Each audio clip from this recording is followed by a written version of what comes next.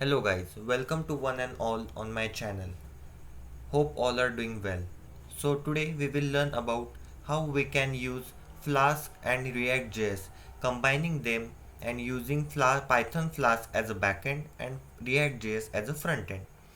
So for building this web application, we will be using Anaconda prompt, and we will be installing our Python required libraries using that. And for the database purpose, we will be using the MySQL database. For that purpose, we will be using the XAMPP server. And for the React.js purpose, we will be using the VS Code for our coding purpose. So let's get started with this. Also, for the testing purpose, we will be using the Postman software. So first of all, let's begin with the creating our database. So first of all, install the XAMPP server and start the Apache server and MySQL database. Open its admin. So we will open its admin page. Okay. So here uh, you can see that we can create a new database by clicking on this. But since I have created one database named as Flask React database, so let's click on it. You can see that one table is created which is named articles. So I hadn't created it here. I have created it in the code. Okay, so let's deep dive in the code. Okay, so first of all we will see the library that we have required. So we have installed Flask. We will be using the Flask.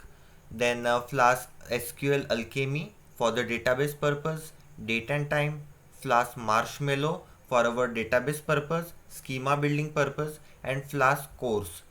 So this is most important library as we will be using the Flask and React.js both on the different ports. So in the React.js create an API request or fetches an API request to the our backend Flask server.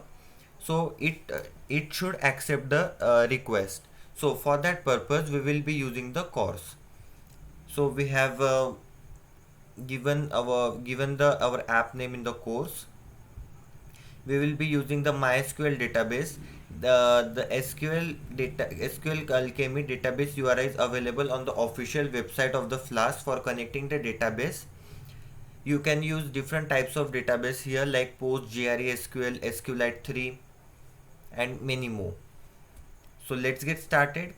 So first of all, we have created here our table. Like I said, I have created the table from the code. So you can see here the name of the table articles. Similarly, this one is the table articles. So we have four of the columns: ID, title, body, and date. So here is our schema for our database. So and these are the two queries. Like if we are inserting the one record at a time, then we will be using this one. And if we are inserting multiple rows or data at the same time, then we will be using this query like article schema. So let's get started by building our first API request. So this @app.route, this is the name that we have given to our API, like /get. For this we will be using the method get. That is, we have to fetch the data from the database. Then after that this for function will get executed, in which we have written our query of articles.query.all, that is getting the all the records from our database. Then most important is converting whole data into the JSON format. For that purpose we have imported the JSONify from Flask. That JSONify. So that JSONify we are using to convert our data into the JSON data. So let's first of all check our API using the Postman. So select the method here first of all. So our method is get. Then give the URL http:// localhost 5000 slash get. So this is our first one API. So let's check if our database responds to it. So send and request. See, here we can see that the API has given the response, and we are able to view all the data into the JSON format. Similarly, we have prepared one more API like slash get, and we are providing one ID to it as a ID, unique ID primary key, like you can see here in this column, ID column. So let's pass the one ID here. Let's check what value does it gives, and send. Okay, so it has returned as title Shreyas Fegde and body automation and machine learning. So let's check in the database. Yes, title is correct and body is also correct. And we are updating our date like the current timestamp. So let's again view towards the code. Similarly, like get API, we have created several APIs like to update our data, delete our data, add a new record to our data. So now let's look at our front end part. So first of all, let's view some commands. Like for the Anaconda, we have created one virtual environment. The command to create the virtual environment is, you can see here, like conda create slash hyphen n, your environment name, select the Python version and Anaconda. Then install all the libraries that will be required. Also keep in remember that you will, as we are using the MySQL database, so I have installed MySQL client for connecting our database with our application. And for the front end purpose, we are using React.js. So first of all, create a new React app using the command npx create react app and app name. So after creating the app name, modify your files as I am explaining. Like first of all, in the app.js, for this application, we have created several components like API service, article list, update data, whereas insert data is also combined with the update data. Here we will be using the React hooks for the use state. Here we can see that we are fetching one API here using the fetch function, that is the get information from the database, and the content type is displayed as application/json. Here we are taking our response and setting the all the data, all the response in the set articles hook, set articles, and all the data will be get stored in the articles hook, and we are passing that article variable to the article list as a props. So let's view towards the our article list component. So this is our article list component. So we will be displaying our data in a table manner, like we will be using the React table of version 6. Here we have created several columns like user ID, title, description, date, body, and these are the buttons for updation and deletion purpose. And this is the table that we will be using to display our data. These are all the parameters that can be passed as a props to the React table to modify or customize our React table. So slightly take a view of our React app. So this is our front end. We can see here a React table is there. All the information is being displayed. Yes, the information is being displayed by using this data equals to props dot articles, as we have used them, as we have sent articles as a props to the article list component. So we are able to access the articles here using props.articles, and all the data from there is visible in the table. So next, moving to the next part. For the updation purpose, we have created one more file of update data. So here also we will be using React hooks and the useState for the updation and deletion purpose. So first of all, uh, slightly take a look towards the code. Like if the props are available, then the form will be visible from this code, else nothing will be displayed. Like the space here, we can see that it is empty. And if we are sending some request to update or insert new data, then the following form appears. Like here, if I click on the update button, the following form appears. Like I can update here anything and submitting it the data. We can see that it is updated in the live manner, and also one of the pop-up was shown here. So the pop-up we are using is a React Toast from the library React Toastify. Just we are passing the toast of success.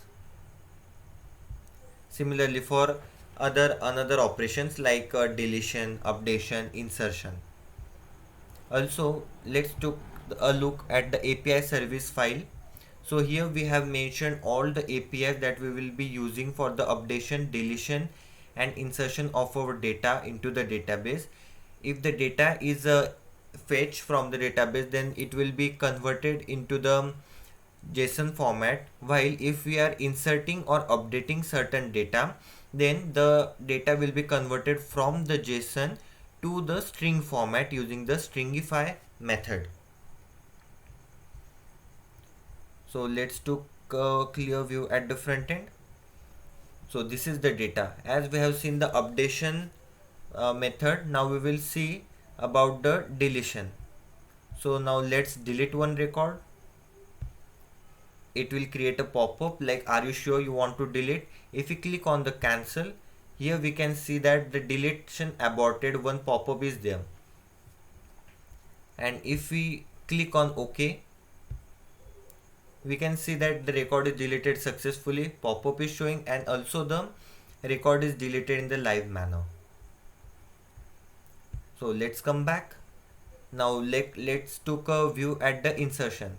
As we click on the insert button, we can see that one form came. Like here we can enter certain data and description of it,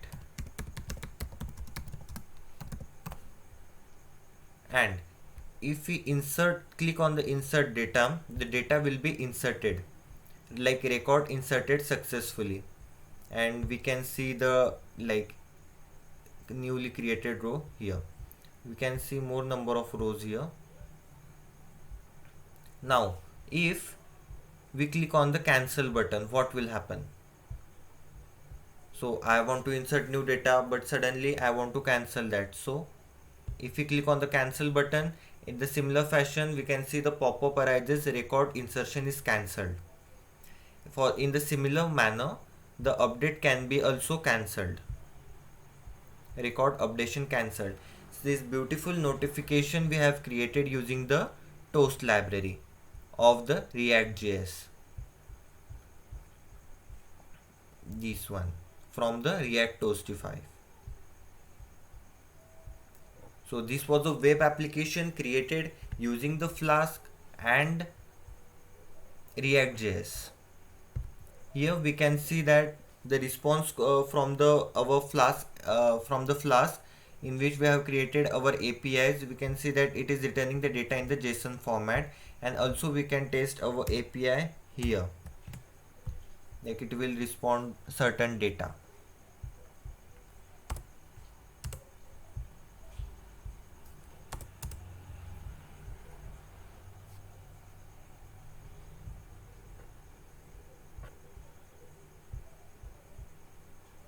Also process to start our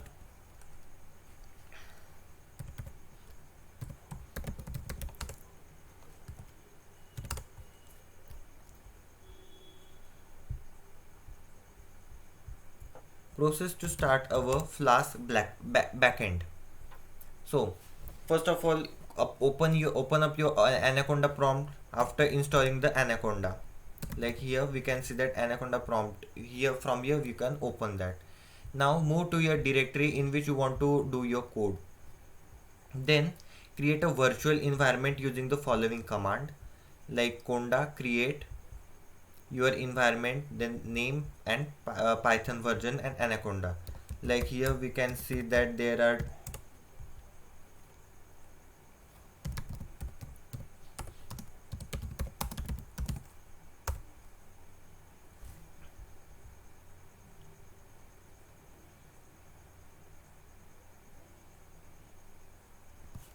okay. So first of all, we want to activate our virtual environment that we have created. So using the command activate frapp. So I have created my virtual environment under the name frapp.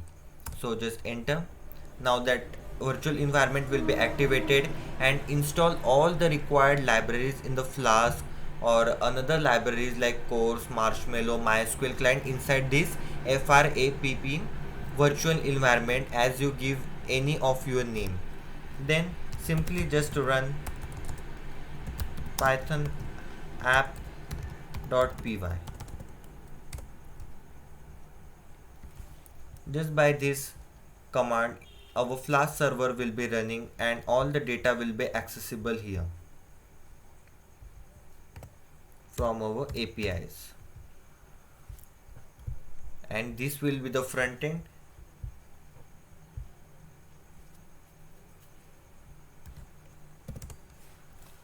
First of all, here create new React app by using the following command, like npx create React app and app name.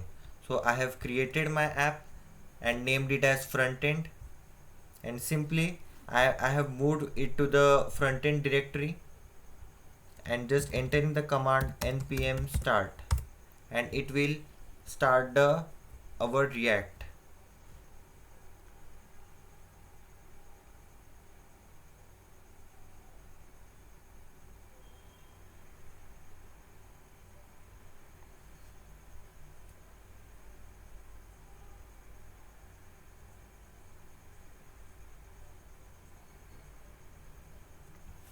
As you can see that our React app is started, and here all the data is visible, whereas we can use all the buttons here and perform operation like insertion, deletion and updation of the data using the React.js front end and using the APIs that are built in the Flask backend.